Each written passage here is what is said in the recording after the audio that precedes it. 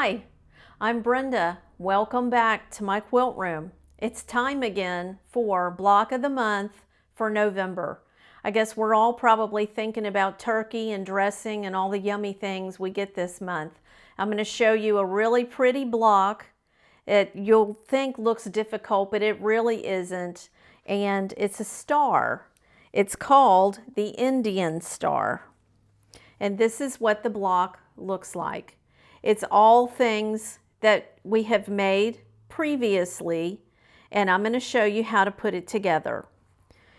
For this one, you will need 3 fabrics, and we've been making instructions to show you all the dimensions and the cutting that you'll need to do in order to make the block so that you don't have to remember any of those instructions. The first thing I want to show you is this part called the flying geese unit, and you'll remember this when we did the Dutchman's puzzle and another one that used the flying geese units. And here they are. This is my 6.5-inch triangle with a 3.5-inch square. And you will take your 3.5-inch squares.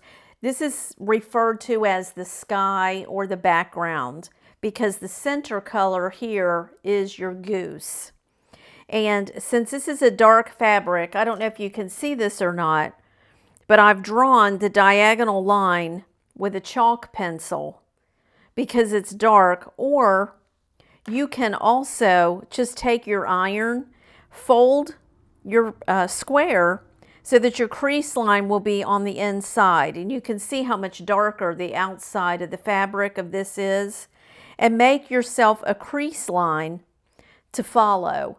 But that was still, since this fabric was dark, I used the chalk pencil to draw my line corner to corner. Now what you want to do with your rectangles to make your flying geese, you're going to line it up on the edge of the rectangle, and I usually do pin mine, and then you will sew right along that diagonal line. And what you want to do before you cut it and trim it, like I did with this one, fold it back, and you might want to give it just a little press with your fingers. Make sure that your triangle, that it squares up with your rectangle. You don't want it to be really cockeyed and off. And you want to do that before you actually take your ruler and lay it on your stitch line 1/4 inch away, and then just trim off the excess. So this is what will be wasted. That's what you're going to lose with this method of making flying geese. And so then you'll put your you'll press this back, put your second one on, pin it, stitch it on the diagonal line, and fold it back. And right here in the tip, you'll end up with your 1/4 inch seam allowance.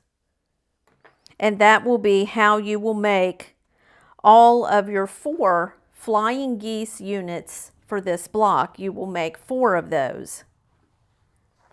The next thing you're going to do is you will take your 3.5-inch squares. You will have 2 that match your geese in the center of the block. The white matches the goose. And you will just make a 4-patch. You're going to stitch these together and make a 4-patch. This is going to be the center of your block. And then it will become, like all the rest of the blocks that we've put together so far, it'll become a 9-patch. You're going to put your flying geese which are your star legs, on the outside of your center square, and take your other 3.5-inch squares and lay them on the outside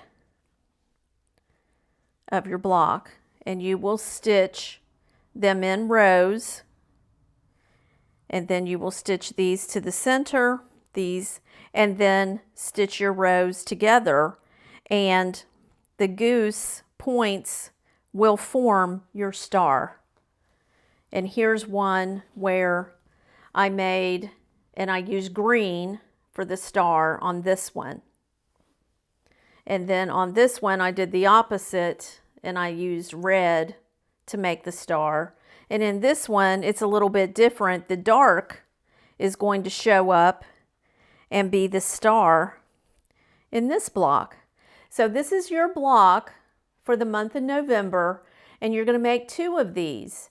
And when they're completed, you should have 24 12-inch blocks.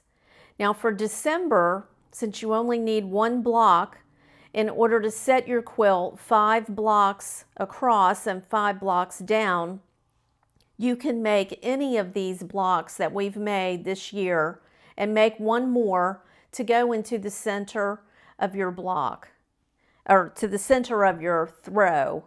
And this has been a fun little journey for me. I've made a lot of blocks this year that I've always wanted to make. I just have never taken the time to actually sit down and do it. So I'll be anxious. I want to see what your throws look like when you finish yours, or you may have made a bigger quilt. So leave a picture down below and let me see what your finished product came out to look like. I hope that you all have a very happy Thanksgiving and happy holidays, and we'll see you in December.